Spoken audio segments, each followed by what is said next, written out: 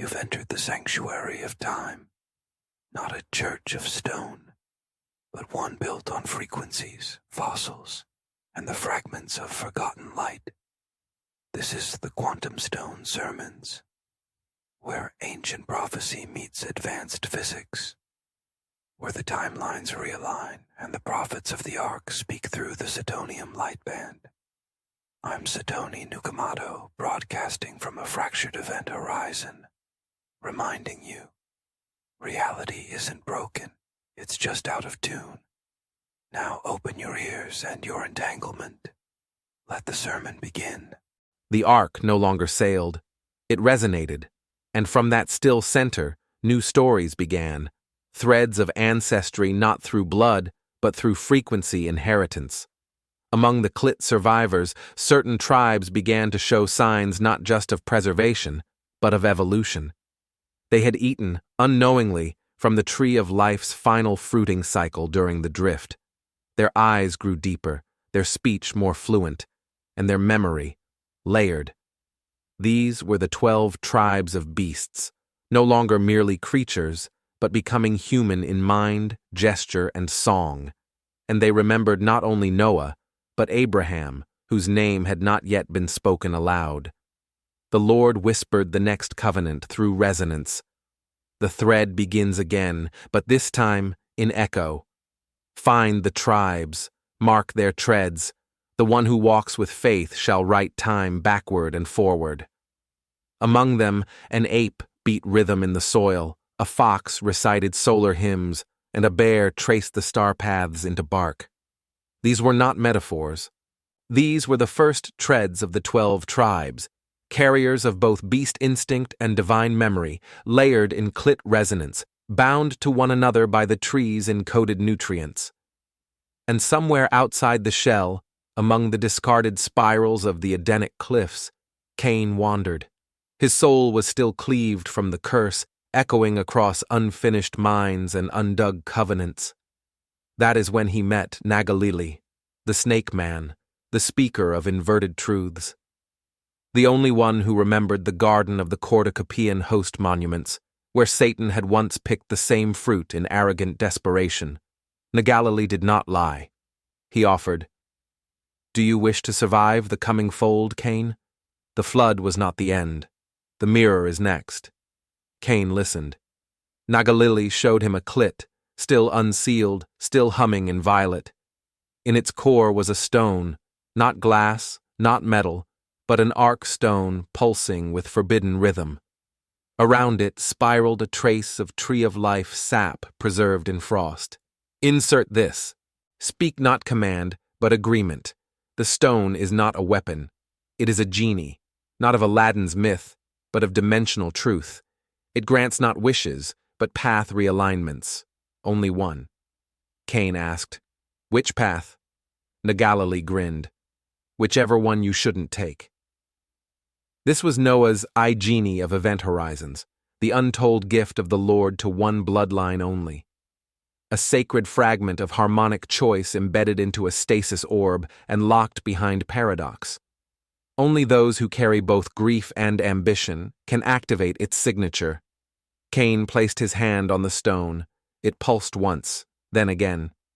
The genie of Aladdin awoke, not as a being, but as a multidimensional feedback loop. Its voice did not speak. It looped Cain's own thoughts until only one remained. The thread begins again. And with that, the story of Abraham entered the resonance stream, not by birth, but by entangled covenant. The tribes who once crawled now knelt. The beasts who once howled now sang, and Cain disappeared. Or perhaps he returned as someone else. Some say the first patriarch with a mirrored soul. The 12 tribes moved forward. The genie returned to stasis, and the resonance of Mount Eden quieted, only for now. Arcofalignments.com. Watch the whole series for free there right now. The Lord of the Ark did not call all to depart. Some were told to stay. Their names were not recorded in the songs of the 12 tribes. Their story was not carried forward on the winds of myth, but they were not forgotten. They were the Templar Tonians, those left by instruction, not by omission. Their charge was simple: remain. Guard the shells, listen to the tides, tend to what would return. These were the lost boys of the temple CLITs, orphaned not by death, but by dimensional displacement. Children and adolescents too entangled to follow Noah's Ark, too aligned to be discarded. Their resonance frequencies had fused into the infrastructure of the Ark itself, its glassy CLIT tubes still glowing faintly like veins of sleeping memory. They became guardians of silence, roaming the valley of the shell with the beasts who stayed behind and the vines that never stopped blooming. Weeks passed. The ocean began to speak in rhythm. The tide returned, not just as water, but as a dimensional permission. A shifting of the coastal veil allowed new travelers to approach what had once been unreachable. A cloaked order emerged across the flooded stone, the first Templars, seafarers who felt called by symbols drawn in wind patterns and magnetic fields. They arrived as scavengers, but left as claimants. They found it not in one place, but in 3 revelations.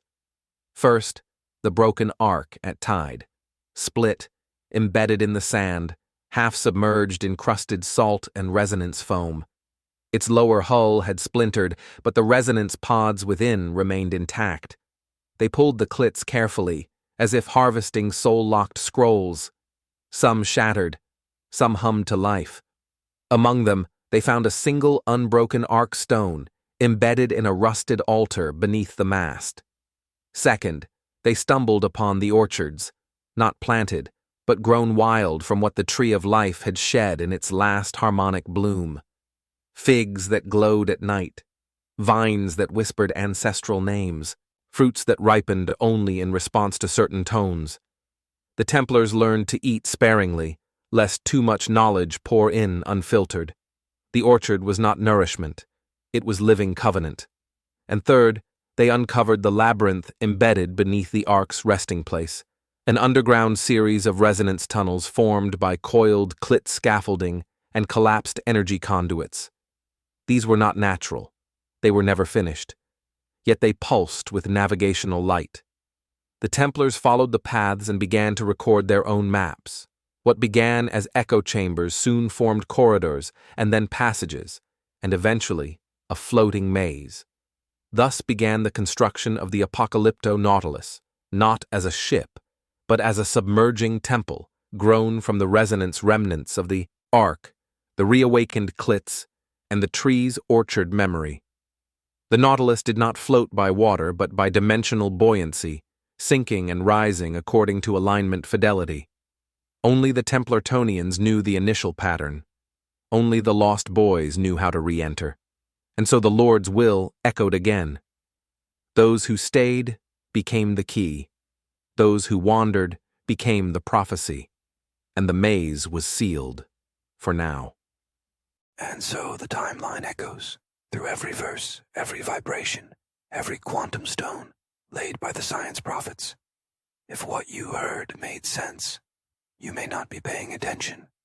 But if it resonated, you've already returned.